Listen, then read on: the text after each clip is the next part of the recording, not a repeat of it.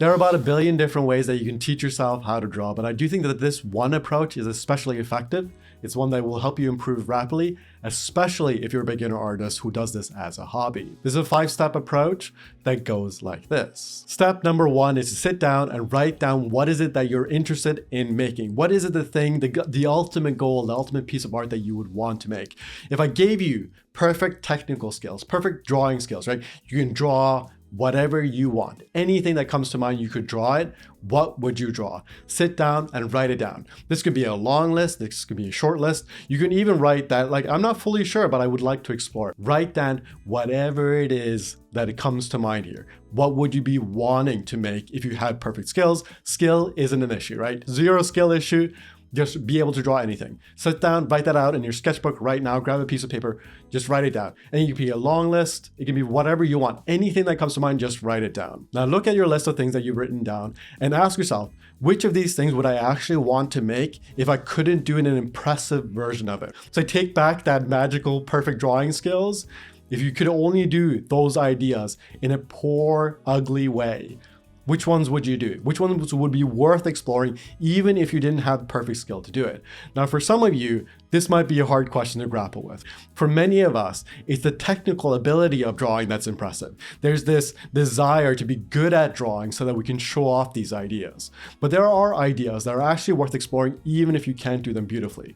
So think about that for a second, write out, do a little bit of journaling, sit with that question long enough until you do have a pretty decent answer. Now, depending on how much introspection you've done around your creativity, this answer will either be very obvious or very, very difficult. For some of you, you're only interested in technical ability, but even if you have the idea that you're only interested in technical ability, I would recommend that you just sit with that for a while. This might take weeks, this might take months, but it will really ground you to what actually matters within your art practice.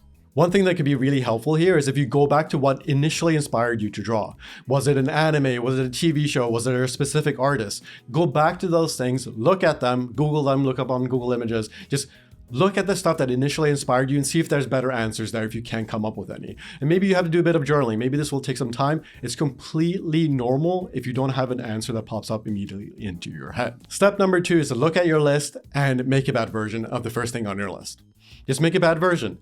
Actively decide that, hey, I'm going to explore this idea. I know I don't have the skills for it yet. I know that I have this big comic idea that I've been holding in my mind since high school. I know I don't have the skills for it yet. I'm not good enough at figure drawing. I don't have the perfect skills yet, so it's going to be too ugly. Accept the fact that it's going to be ugly and try it anyways. This is the most important step, by far. Make an ugly version of your ideas. If you're not willing to do this, you will not improve your art. The idea that you're going to spend all your time doing drawing exercises is not a good approach. Try to do your ideas. Try to follow your dream ideas. Chase them down with ugly versions of it. If your ideas are magical enough, you will keep coming back to them. One thing that I find kind of shocking when I look at very advanced artists versus beginner artists is that a lot of beginner artists think that they can only explore one idea one time. It's like, oh, if I do my comic, I can only do it perfectly the first time. While advanced artists, they'll do the same paintings over and over again. They'll pick a single theme and spend 20 years just exploring that one theme. Every painting's around this one idea. Even the color palettes will be the same. And they have no qualms about that. They feel completely natural because they understand that this is my core inspiration and I'm going to keep exploring it. And I don't have to be super creative about it. I have this one idea that I like playing with, so I'm going to keep playing with it. Remember that if you are a beginner artist, you can't just explore the same ideas over and over again, especially if those ideas feel core to who you are as a creative person and maybe as a person in general. If you are someone who loves flowers and your entire life you just love looking at flowers, the probability that you'll stop loving flowers is very low. So as an artist, you might as well just start drawing beautiful flowers and be okay with the fact that you're just going to keep exploring this one idea, and that's completely fine. Once we've done our ugly version of our project in step number 2, for step number 3, I want you to take a look at it. We're going to look at what we've made and then ask yourself, which parts of this should I be improving on? Ask what technical abilities you want to grapple with and improve on for your next attempt. Just sit down, look at it, and be very narrow about what you need to improve on. You can only pick a narrow slice. The temptation here will be that I'm going to practice everything, right? I'm going to get better at faces. I'm going to get better at bodies. I'm going to get better at drawing clothing, character design, dialogue, everything. It's like, no. Don't go that broad. Go as narrow as possible. Maybe just hands in a couple of poses. You've done your ugly version. You're like, when I draw hands holding swords, they look kind of wonky. Let me just practice that and do a couple of drawing exercises. Now, if you're very, very beginner, if you're very new to drawing, there's going to be a lot of different things that you want to approach, but just pick a narrow sliver. It's like, okay, my faces are a little bit wonky, but what part of the faces do I want to work on? Maybe it's just the eyes. Maybe it's just the ears. Maybe it's the hairstyles. Maybe just certain angles of the head. It's like, okay, when I draw faces, looking forwards, they look okay, but when they're at an angle, they're kind of wonky. I'm going to work on just that one small sliver, spend some time doing some drawing exercises. That's step number 3.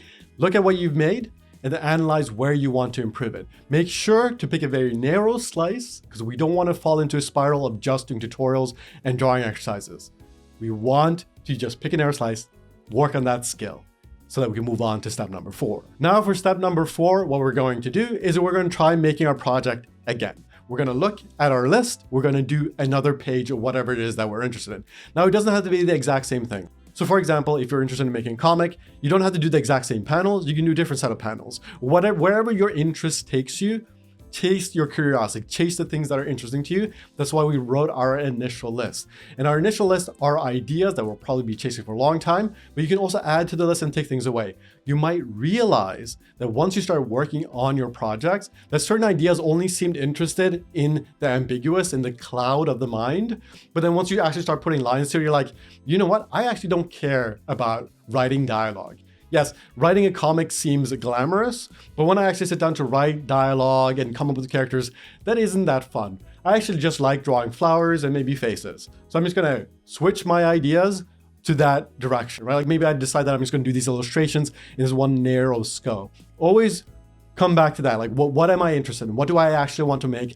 What ugly ideas am I willing to explore regardless of artistic skill level? And then make that thing again. Go over and over again, just make it again, make an ugly version of the project that you're excited about making. And then we finally get to step number 5, where we repeat this infinitely.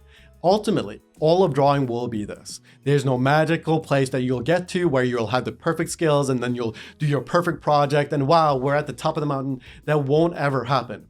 Ultimately, it will always be, what ideas am I interested in exploring? What technical skills do I want to improve on so I can apply them to these interesting ideas, these things that I'm curious about? And then you're just going to go in this loop forever and ever and ever, and you get to make beautiful art. You get to explore your mind. You get to discover things about yourself that you didn't even know. You'll discover corners of your personality, of your creative energy that you didn't even know about. And then you get to go in that circle again. You get to make more and more art, and you just get to grow as a person.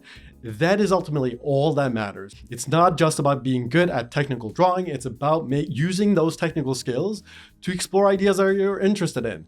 And the more interest you develop, the more love you develop for drawing and the creative spirit and for expressing yourself on paper, the easier it will be to improve everything. Like you'll just become a better artist the more you get used to this one loop. I know for most of you, there's tons of resistance around this. There's tons of resistance around actually doing the ideas that you've dreamt about for many years. It is intimidating. I totally understand it's intimidating. What I recommend that you do, if you are a perfectionist, check out the free lesson that I have below and also just write out your expectations.